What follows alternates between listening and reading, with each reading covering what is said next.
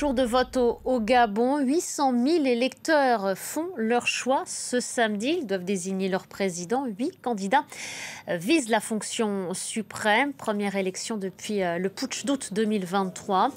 Le gouvernement actuel a promis un scrutin transparent et libre.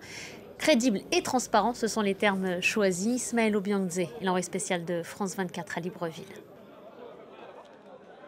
Les opérations de vote sont en cours et effectives à travers le territoire national, mais ils ne sont pas nombreux. Des centres qui ont démarré à l'heure, juste comme celui-ci, le centre pilote de Libreville, c'est-à-dire à 7h30.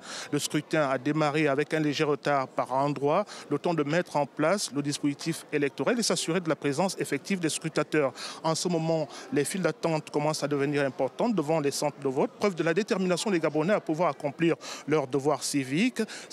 Depuis les premières heures de la matinée, certains étaient déjà là pour être les premiers à voter, alors que les bureaux de vote se referment donc à 18h heure locale. Difficile à l'heure qu'il est de donner une estimation chiffrée du taux de participation à ce scrutin. Ce que l'on peut vous dire, c'est que les candidats étaient attendus dans leurs centres respectifs. C'est le cas de Brice Clotaire Oligui-Nguema, le chef de la transition, qui a voté il y a quelques instants seulement, ici au centre pilote de Libreville. C'est une élection présidentielle très attendue pour boucler la parenthèse de la transition après la chute du régime Bongo en août 2023.